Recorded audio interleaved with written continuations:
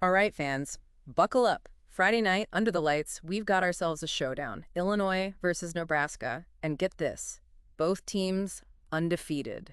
And you know we're here for more than just the pregame hype, right? We're diving headfirst into the data you sent us and this PFF stuff. This is the good stuff. Okay.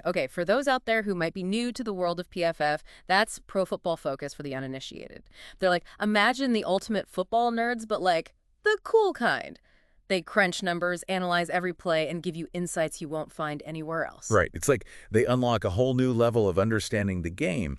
And what's wild here is that we've got two undefeated teams, but the data, it's telling an interesting story, especially when you look at those betting odds. For sure, and I'm seeing Illinois coming in as a 7.5-point underdog here, which, I gotta say, seems a bit crazy considering their perfect record so far. So what gives? What's the story the data's telling us? Well, if you go by PFF's overall rankings, Nebraska's sitting comfortably at 37th, while Illinois is a bit further down at 43rd. But we all know rankings don't tell the whole story, do they? Definitely not. Rankings only get you so far. So let's break this thing down, starting with Illinois. What's the data saying about their chances in this matchup? Let's see. Their defense is currently ranked 49th by PFF. And, well, that could be a bit of a concern going up against this Nebraska team that seems to have found their offensive rhythm. Okay, so maybe a little vulnerability on the defensive side for Illinois, but they've got to be doing something right on offense if they're undefeated, right? I mean, you don't just win games on defense alone. Absolutely, they're putting up points.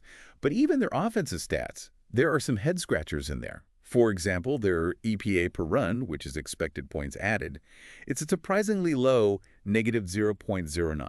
Okay, hold up. Back up the train for a second. What in the world does a negative EPA tell us? Break that down for me and the listeners. So basically it means, on average, their running plays are actually losing yardage compared to what's expected, considering down distance, all that. It's like every time they run the ball, they're kind of fighting an uphill battle. So not exactly running roughshod over the competition there. Does that mean they're living and dying by the pass then, forced to air it out? Yeah, to some extent they are. But here's where things get really interesting. PFF, they've got this stat, turnover-worthy play, right?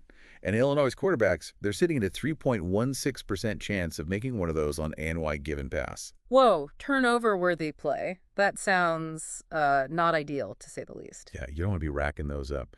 Think of it like this. Almost 3 out of every 100 passes they throw could easily end up in the hands of the other team. It's risky, for sure.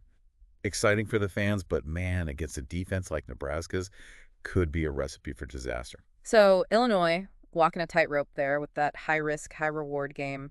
But can Nebraska's defense, can they capitalize on that? Are they good enough to shut that down? That is the million-dollar question. And, the data does give us some clues here. Remember, we were talking about Nebraska's overall PFF ranking being higher?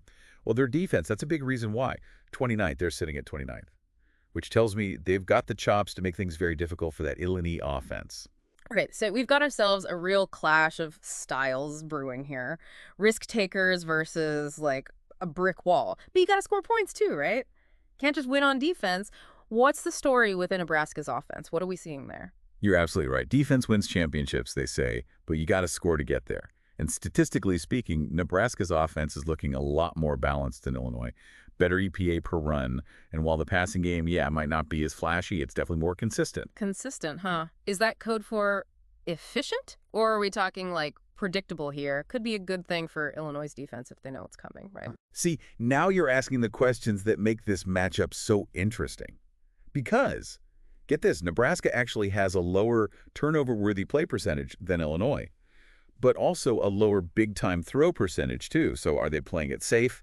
Masters of efficiency, just minimizing those mistakes? Or is it going to be too predictable? Could Illinois sniff out what's coming and throw a wrench in the whole thing? Man, it's like a chess match. Each side trying to outsmart, outmaneuver the other. But it's football, right? Not chess. Got to factor in the momentum swings, the emotions running high, and sometimes, let's be honest, just a little bit of luck. Oh, absolutely. You can crunch numbers all day long, but the human element, that's huge. Yeah. The crowd in Nebraska, the pressure of staying undefeated, all that plays a part. No doubt about it. One fumble, one crazy interception, one amazing catch, and it's a whole new ballgame. Doesn't mean all this data analysis for nothing, though, right? We're not just wasting our time with all this PFF stuff. Definitely not. This data, it gives us a framework, like a way to understand the strengths, the weaknesses, the potential of each team. Helps us see the strategy behind every play call. Okay, so like a secret decoder ring to unlock the hidden layers of the game. I like it. All right, let's put it all together. Based on the data, if we had to make a prediction, who you got? Purely on the numbers, you got to give the edge to Nebraska. That defense, that's a tough one to crack. And offensively, even if they're not lighting up the scoreboard, that efficiency can really wear a team down. There's always a but, isn't there? But Illinois has got that fearlessness, that willingness to take risks.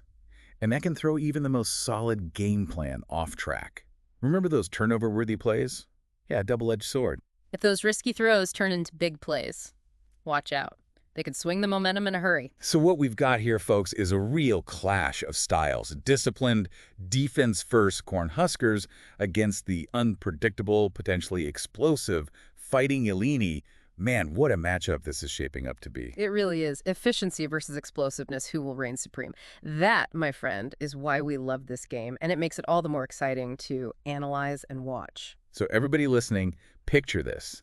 It's Friday night, you're at the game, the lights are bright, the energy is electric, and now, thanks to our little deep dive here, you've got that extra layer of insight. You're seeing the game within the game. Right. Like you've got X-ray vision. You'll notice things that the casual fan, they might miss. Like what? Give me an example. Okay, so let's say early on, Illinois quarterback, he throws a risky pass. Is that a sign? Are they going all in on that high-risk style? I like it. Or what about this?